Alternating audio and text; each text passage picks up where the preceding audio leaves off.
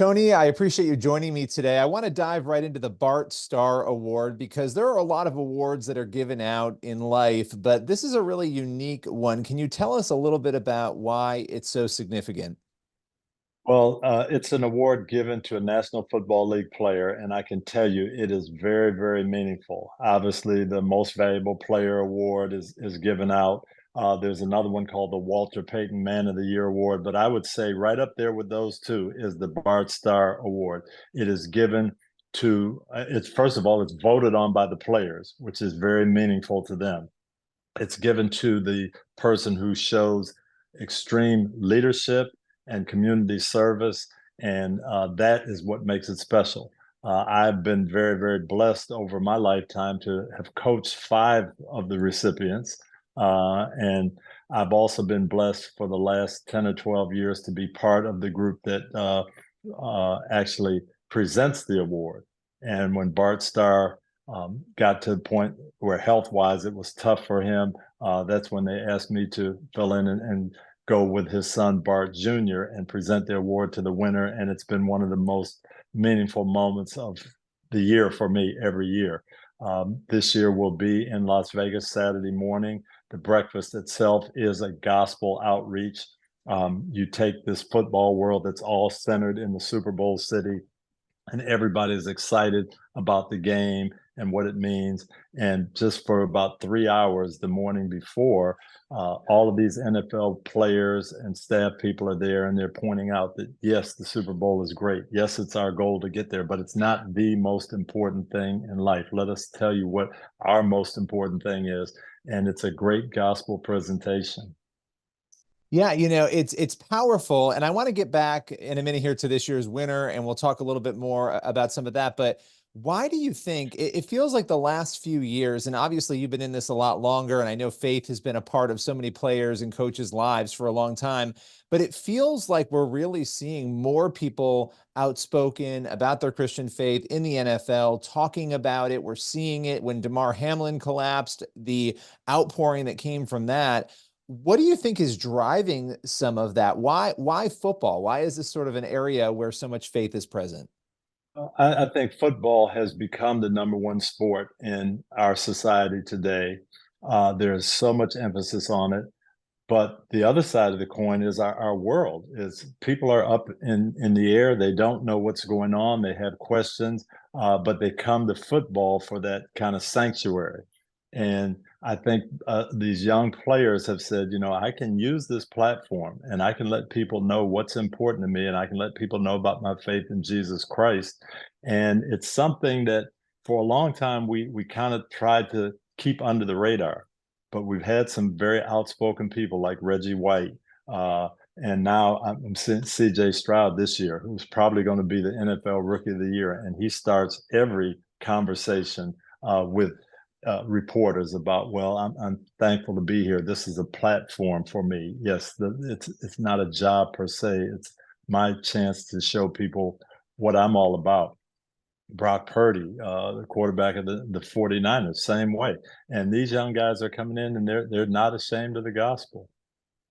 Yeah, no, it's powerful to see. And when I look at your career and all that you've done, you mentioned that you had coached, five of the people who received the Bart Star Award, and that's pretty impressive. I think it says a lot also about you and the other leaders around those players.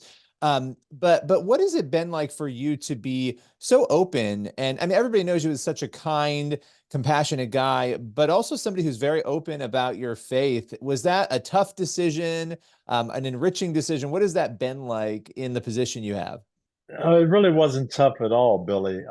I was very fortunate to kind of grow up in that type of environment. My mother was a high school teacher, but she and my dad always talked about why you were doing things and not what you did or who you were, but why you did things. And that was kind of the way I grew up. Well, then I got to the Pittsburgh Steelers as a young 21-year-old rookie. And the very first meeting I was in, Coach Noel, our Hall of Fame coach, started the meeting by saying, welcome to the National Football League. You're going to get paid to play football now, but don't make football your whole life. If you make football your whole life, I promise you, you're going to be disappointed. And I was kind of in shock because I expected him to say, hey, you might have worked hard in high school, you might have worked hard in college, but you're going to have to work 5 times as hard. And you're going to have to put more into it. And he just said, no, this is a part of your life. But as an adult now, what's going to give you satisfaction? And it's not going to be just solely on the football field. Our owner, Yeah. Art Rooney Sr., talked about being part of the community and giving back. And we had community service days and things like that. So here's the two men who were leading this franchise that had already won 2 Super Bowls when I got there, but they were saying winning is not the most important thing for us. And that opened my eyes. So now when I got to the chance to lead a franchise, when I was named head coach of the Tampa Bay Buccaneers, it was easy. I just took that same background. Yes, we want to win, but that's not the most important thing in our lives. Yeah, I mean, that obviously is a major lesson that you've learned as a player and then as a coach. What would you say is sort of another big, maybe the biggest lesson that God has taught you throughout these many years in the NFL? My mother's favorite verse in the Bible that she passed on to us was Matthew 16:26. What would it profit a man if you gain the whole world but forfeit your soul?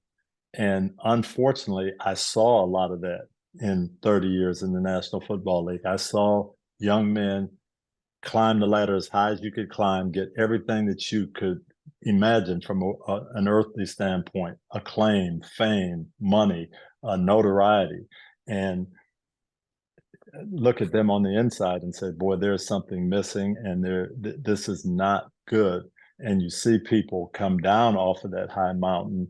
And I didn't want that to happen to myself. I didn't want it to happen to any of the players that I coached. So for me, when I got our rookie class coming in every year, I would say the same thing. Hey, enjoy the spoils of the National Football League. It's great. Yes, you can provide for your families, your parents. You can do a lot of things.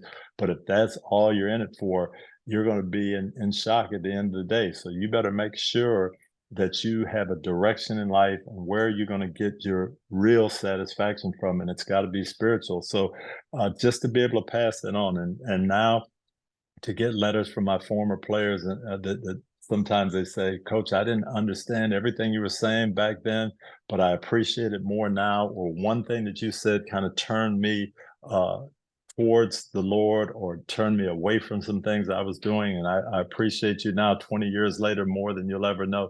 Those are the letters that really, really gratifying. Yeah, well, and I think of morals and values and ethics, and it kind of brings me back to the Bart Starr Award. And so I want to transition back to that here briefly to talk about Yes. this year's winner. Tell us a little bit about Minkah Fitzpatrick Jr. and why he is this year's Bart Starr Award recipient. Well, Minka is a safety for the Pittsburgh Steelers. He came there. He was traded from the Miami Dolphins. Number 1 draft choice, played at University of Alabama, won a national championship. So I had all these accolades, but just the heart of a servant, and then to come into that Pittsburgh organization where that's kind of the focal point anyway, is how are you going to assimilate into the community of Pittsburgh? How are you going to make a difference? And he took that on, and he's done that. And his peers have recognized that, and they voted him as this year's winner, and it's well deserved. Yeah, no, it sounds like it absolutely is. And you mentioned we talked a little bit about the Super Bowl breakfast, which again is February 10th, the day before the Super Bowl. People might not be familiar with what goes on during the breakfast. Obviously, the award being given out. Talk us through a little bit about Yep. that day, because I think people would like to hear what goes on there. It is in the Super Bowl city. It's at a big venue. It's going to be at Caesar's Palace this year, and you'll have 2,500 to sometimes 5 or 6,000 people there, and everybody. It's the football world has come in, and they're captivated by this game and all the excitement of the Super Bowl. But the day before, it's hey, come in and hear from some of your favorite players. Well, a lot of people come in and they want the football stories and who's going to win the game, and that's part of it. That will be discussed. But more, the bigger picture is, gosh, guys, tell us what is really important in your life. And player after player will talk about their relationship with the Lord, maybe how it started. There's just been some unbelievable stories that have come through this, and it's a gospel outreach. It's letting people know that Christ is the answer to a lot of our problems, and there's always a gospel invitation at the end. and it's just an amazing morning. Final question for you. Obviously, you have been very bold speaking out about your faith. Again, kindness, compassion, all the things you've done throughout your life and career. Last year, you were at the March for Life. You know, you've taken these bold stances. I think a lot of people right now, even in the church, they're a little afraid. They're kind of watching culture and they're trying to find the right balance. What would be your word of advice, whether it's a football player or just a regular person out there, for how to stand up and find that balance of truth and love? And that's the key. It's a balance.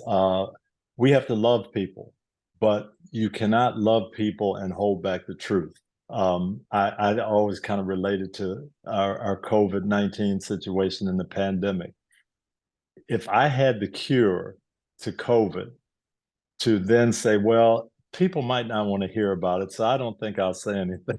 That wouldn't be the right thing to do. No, if I've got the cure, I need to tell people and tell them in a way that they can receive it. But we've been so blessed as football players to have that platform. And I go on TV now at NBC, and we have 30 or 40 million people that'll watch us on a Sunday night. And so I've got to find the right way to get that message out and not just say it, but live it and but not just live it, but say it. Find that balance to let people know that, boy, this is important. And we're on a collision course for death if we don't accept Christ.